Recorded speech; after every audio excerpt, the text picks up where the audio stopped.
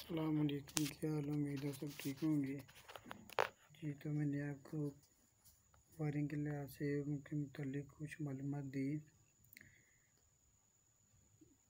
Wiring कई किस्मों की होती है, continuity wiring, casing capping wiring, उसके बाद कंटिन्यूटी वायरिंग, उसके बाद जो तारों के खोल के बारे में, तारों के बारे में, तारों के खोल के जो इकसाम है उनके बारे में, फिर उसके बाद तार टेस्टिंग के बारे में, वायरिंग टेस्टिंग के बारे में, वायरिंग का सामान, उसके बाद उसके फ़ायदे, वायरिंग के नुकसान, उसके बाद वायरिंग हमारे घर में या किसी जगह पर अगर हमने वायरिंग करवानी है तो वो किस तरह की हमें वायरिंग करवानी चाहिए, उसके लिए कौन सा सामान दरकार हो, हम अपने वायरिंग के दौरान हम अपने पैसों की किस तरह से बचत कर सकते हैं, उनके बारे में मैंने आपको मालूमात दी। मार्केट में कौन सा सामान अवेल है, कौन सा सामान वायरिंग में लगाना चाहिए ताकि वो ज़्यादा से ज़्यादा देर रह सके और उसका नुकसान ना हो, ना जानी नुकसान हो, ना ही माली नुकसान हो।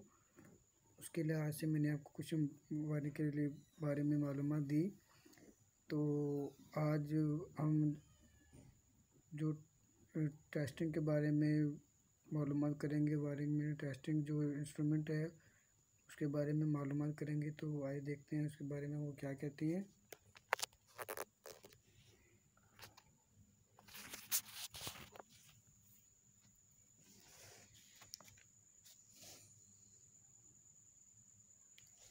जी, तो वो कह रहे हैं कि इंसुलेशन या लीकेज टेस्ट,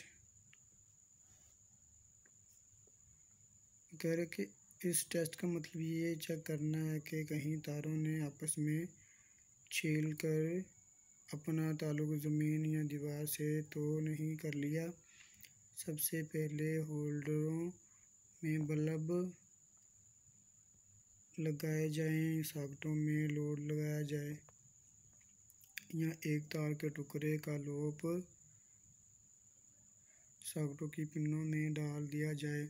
अगर पंखे लगे हों तो इनके रेगुलेटर ऑन कर दिए जाएं। तमाम स्विचों को ऑन कर दिया जाए। मेन स्विच से बाहर निकलने वाले दोनों तारों को छील कर जोड़ दिया जाए और इसी जोड़ को मेकर के लाइन टर्मिनल के साथ लगा दिया जाए।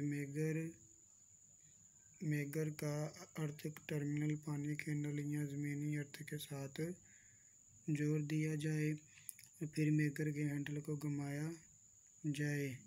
अगर VRI केबल हो तो रीडिंग 50 मेगा ओम और PVC केबल हो तो 12.5 मेगा ओम हो तो वायरिंग तसल्ली बख्श है। अगर रीडिंग कम हो तो वायरिंग में लीकेज होगी।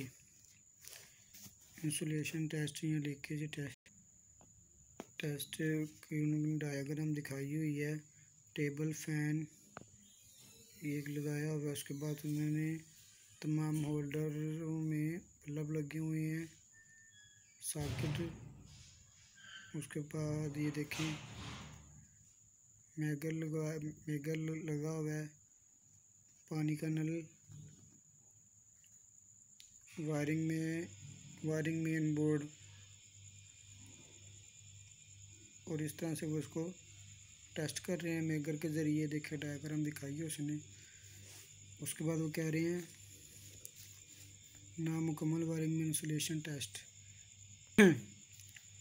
वायरिंग की तनसीब के दौरान ही वायरिंग के हर सेक्शन को लैंप, स्विच और सॉकेट वगैरह लगाने से पहले टेस्ट कर लिया जाता है। चनाचा इसकी इंसुलेशन मज़ाहमत मालूम करने के लिए मंजिल फार्मूला इस्तेमाल किए जाते हैं।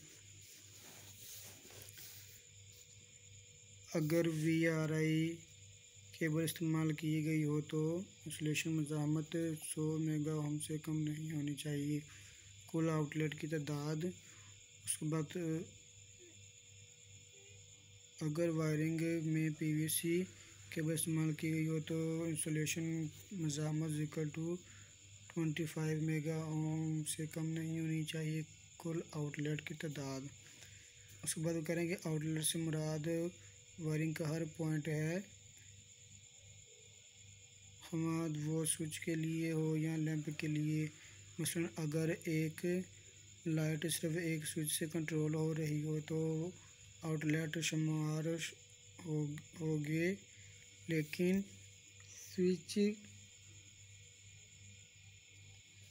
स्विच के साथ निस्बशुदा सॉकेट 2 पिन हो या 3 पिन एक ही आउटलेट शुमार होगी।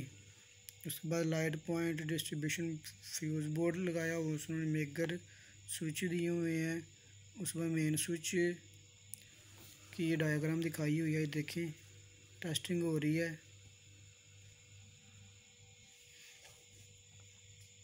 उसके बाद वो कह रहे हैं स्विचों डिस्ट्रीब्यूशन बोर्ड पर आने वाली तारों के सिरे अच्छी तरह छील कर साफ कर लिए जाएं और इनको आपस में बल देकर मिला दिया जाए। लाइट पॉइंट पर दोनों तार अलहदा रखे जाए।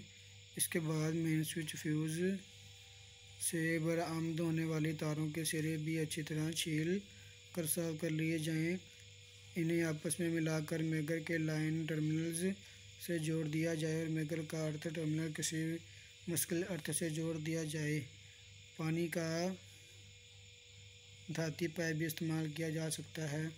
फ़र्ज़ कीजिए कि हम वायरिंग के एक ऐसे सेक्शन को टेस्ट कर रहे हैं जिसमें पीवीसी केबल इस्तेमाल किए गए हैं और इसमें एक लाइट पॉइंट और एक स्विच दिया गया है। इस तरह इस सेक्शन में आउटलेट है। तनाचा इंसुलेशन मज़ामत इक्वल टू 25 किलो आउटलेट की तादाद 25/2 12.5 मेगा ओम से कम नहीं होनी चाहिए।